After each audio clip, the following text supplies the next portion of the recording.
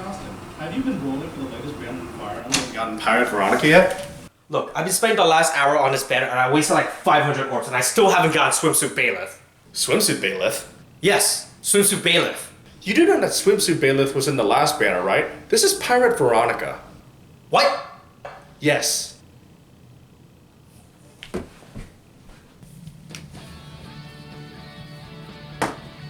Hey, it's Austin. So today we're going to be covering Rise of the Duelist. Rise of the Duelist is the newest booster box in the Yu-Gi-Oh card game. It's filled with 100 cards full of new and old archetype, support, and staple. So it can be confusing to new players, so hopefully by the end of it, we'll get a good understanding of what's in this set. Rise of the Duelist is the first entry of Series 11 of the mainline booster set in the card game. It contains 100 cards that contains member and or support for up to 40 different archetype and series of cards, along with other miscellaneous cards. For the structure of this video, here's how we're going to try breaking down the set for a better understanding of all the cards. New big archetype, big support to older archetype, smaller support to existing archetype, and finally, random cards that doesn't really fit any archetype. Due to the large scale of the set with all these new cards, we're not going to go through all 100 cards by card basis, but we'll go through and try to get a good understanding of the various cards in this set.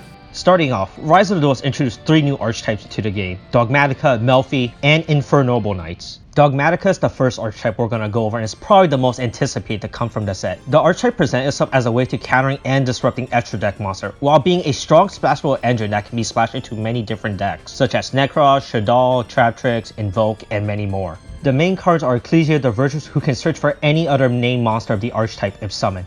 Duelist the Knighted, who can special summon herself if a monster is special summoned from the extra, while also being able to negate any monster effect if you control another Dogmatica card, and give a small boost to all your Dogmatica during the battle phase.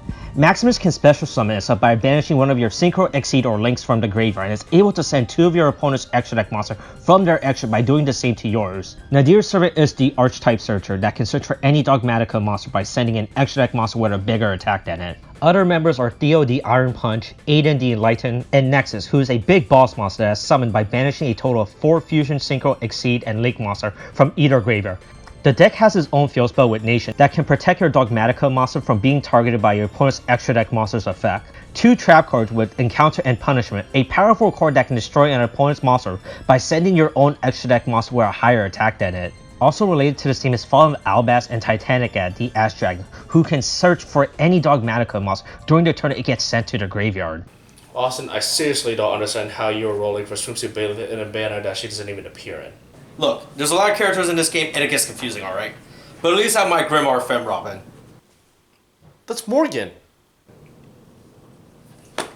The next new archetype to debut is Melfi, a wholesome, cute, cuddly archetype made of pastel color forest island that is a reminiscence of a simpler time of your youth. The main deck monster of the archetype are the normal rabbit, 4 effect monster composed of Puppy, Pony, Caddy, and Fenny, who all have the effect of when your opponent normal special summon a monster or when they're targeted for attack can return to your hand. Each of them give off their own unique effect of either special summoning a new level 2 or lower beast monster from your deck, adding a level 2 or lower beast type monster from your graveyard, searching for any beast type monster from your deck, or a special summoning a beast type from your hand. These monsters also have the effect of summoning back to the field during the end phase, so you can set up your plays for the next turn. Besides them, there's 2 Exceed monsters, Melfi Mommy and Melfi of the Forest. Mommy, as its name states, is the protecting mom of the Melfis, who gains more effect based on the number of Exceed material she has. Melfi of the Forest allows you to search for more Melfi monsters, able to stop your opponent's monsters from attacking and their effect when one of your Melfi monsters returns to your hand. Melfi also has 3 supporting spells in Trap: Melfi Tag, Melfi Hide and Seek, and Melfi Playhouse. Playhouse is my favorite card of the bunch, as it allows you to disrupt your opponent's plays by bouncing many of their cards while giving your own Melfi monsters a boost. I gotta say, sitting outside is way better than sitting on the couch. It's a nice change of pace. Yeah, outside is really nice, and I managed to get Lyrae on my party. Let's leave. While Infernoble Knights isn't really a new debuting archetype in this set, as 2 previous members were released in Tomb Chaos, this archetype is actually a sub-series to the already existing Noble Knight archetype. These guys are really their own new series of cards that stands out from the Knights of the Round Table. Infernoble Knights are based on the Knights from the Matter of France, a body of literature and legendary materials associated with the history of France, but more specifically the epic poem The Song of Roland. Oliver, Ogier, Magius, and the androgynous Astolfo. Yo, Austin, are we gonna make a fake Grand Order joke in this video? No, Kevin, we're not gonna make a fake Grand Order joke in this video. Oh, okay. Infernoble Knight Ogier is one of the important cards for the deck, allowing you to send any Fire Warrior monster or equip spells to the graveyard from your deck, allowing you to set up your future plays for your deck. While Oliver being able to special summon himself from your hand as a level 1 tuner allows you to set up your future synchro plays as well. Ogier, Oliver, and Magius also have the bonus effect of when they're equipped to monsters of giving them special protection from your opponent's cards. Infernoble Knights also have 2 synchro monsters with Roland and Emperor Charles. These 2 are important cards for the decks. With Roland, besides from climbing up the synchro ladder with him, allows you to send Smoke Grenade of the Thief to the graveyard during your end phase, which set up your Emperor Charles plays of equipping it to him and then destroying it, thus triggering Smoke Grenade's effect of taking away a card from your opponent's hand. Of course, with being legendary knights, they wouldn't be complete without their swords. So we have Infernoble Arm Durando, Holclear, and Joyous. Durando is probably the most important Infernoble Arms, as it allows you to search for any level 5 or lower warrior monsters, which is pretty much everyone in this archetype. You know, Austin, besides from now sitting inside this car, I seriously don't understand why you don't want to make a fake great order joke in this video. Look, Kevin, we already clearly established a B-plot to this video, and we can't go off-script with it. Plus, I downloaded Fake Grand Order, and I don't understand a single thing about this game. That's Azur Lane. So we covered the new debuting archetype. So let's talk about the existing archetype that has now gotten a new series of support. Starting off with the cover monster of this set, Gaia, the Fierce Knight. Gaia the Fierce Knight is a classic monster in this game, being used by Yugi himself in this series, and Rise of the Duelist has finally given it support it has been longing for. Gaia in the past hasn't really been a coherent deck, as it's really just been shoved in as support for the Blackluster Soldier archetype. Starting off, you have Gaia, the Fierce Knight's origin, which shows the start of our knight's journey. Gaia the Magical Knight, which is always treated as a Gaia's the Fierce Knight card, so it could be supported by past Gaia cards. Soldier Gaia the Fierce Knight, which shows his growth in his journey of a knight by him getting rid of his horse, I guess. Gaia also gets 2 support monsters that ties directly to the story of Gaia's journey, with Curse of Dragon the Cursed Dragon, his steed when he becomes a dragon rider, and Artillery Catapult Turtle for when they were launched to destroy the flotation ring of Castle of Dark Illusion. Gaia the Magical Knight of Dragon is the retain of the classic Gaia the Dragon Champion, who gets stronger every time it destroys a monster in battle. Gaia now has 4 more spells and traps to add to his arsenal from his journey, with Galloping Gaia, a field spell that allows you to search for any Gaia or level 5 dragon. Spiral Fusion, an in-theme polymerization for the deck. Spiral Discharge is Spiral Reborn, a way to bring back your Gaia the Dragon Champion if he's ever destroyed, while granting him protection from your opponent's card.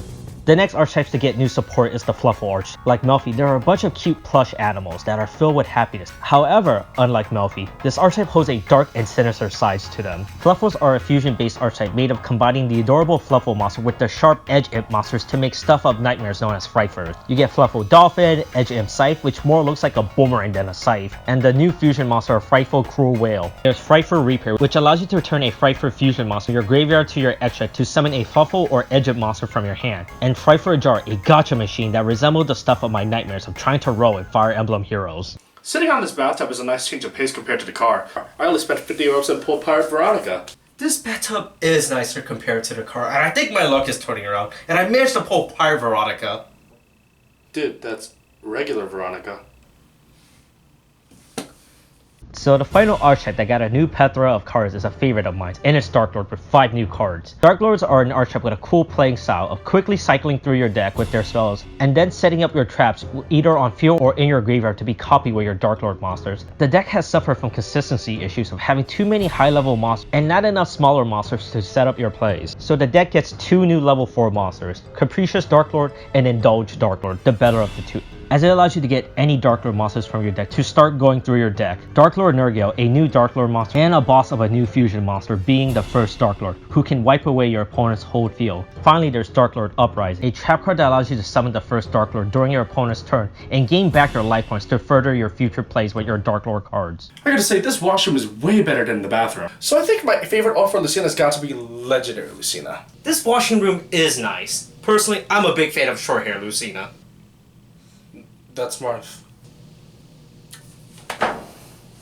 Now that we covered the major theme in this set, we can finally go over the random miscellaneous support in the core set. So we won't really do an in-depth look into these cards, just quickly going through what they are and what archetype they're support for. Starting off, we have Machina Resavager, an unauthorized boot-up device for Structure Deck Machina Madness, Mathmech Demeter, a little gunpowder guy for Mathmechs, Nemesis Keystone for finishing off all the Nemesis attributes, the first Kokimeru monster in years with Kokimeru suppliers, Thunderhand, in case if Hat ever becomes a thing again, Red Pulse Potent, which established Potent as a real archetype. Megalith Pole, the best ritual card ever printed. Rika Queen Strenna, a rank 4 Exceed monster for Rika. Ancient Warriors gets 2 cards with their Link monster, Ancient Warrior Oath, Double Dragon Lord, and the spell card, Ancient Warrior Saga, East by South Winds. Deep Sea gets a field spell with Magalancia, the Deep Sea City, which is just Umi, but also isn't Umi. Adamancipator gets a new spell card with Adamancipator Friends. Shaddoll Schism allows Shaddoll players to be able to fusion summon during their opponent's turn, which they already kinda did, but now they can do it with a trap card. And finally, Dragon Maid gets another trap card in the form of Dragon Maid Tidying. So that's it for the main core set. In terms of imports, many other archetypes also got long-awaited cards that's finally being brought over from the OCG, and they are Performapel Card Garner and Performapel Odd Eyes Metalclaw for Performapels. Odd Eyes Revolution Dragon is a powerful pendulum that can add any level 8 or lower Dragon Pendulum monster from your deck to your hand. DD gets 3 pendulum monsters with Arc, Evil, and Dog. A new Abyss Actor Pendulum with Abyss Actor Twinkle Little Star. Speedroid zooms in with 2 cards, Block and Road and Card Turbo. Raid Raptor gets 2 new Exceed monsters, Raid Raptor Arsenal Falcon and Raid Raptor Revolution Falcon Air Raid. Finally, the last archetype that got a new card was Super Heavy Samurai with Super Heavy Samurai Scarecrow. I gotta say, this basement is way better than the washroom. So I'm having a really hard time deciding on what character to train up next. There's a lot of good support characters I haven't got to level up yet as well, and I should get to do so now. You know what they say, Roy's our boy. That's Hollywood. Okay, we're in the home stretch of this video now, and we're gonna go over random cards that doesn't really fit into any archetype that we talked about before. They're just cool, interesting cards to note, whether they're good for competitive or casual play. The first card is gonna be Triple Tactics Challenge, one of the biggest and most talked about cards to debut in this set. Its effect is a callback to 3 currently banned spell cards in the game: Pot of Greed, Change of Heart, and the Forceful Sentry. And with effects like those, who can blame them? Simply requiring your opponents to activate a monster effect during your turn. It can be a powerful game changer depending on what effect you choose to use. Forbidden Droplet is the other card that's been talked about in this set.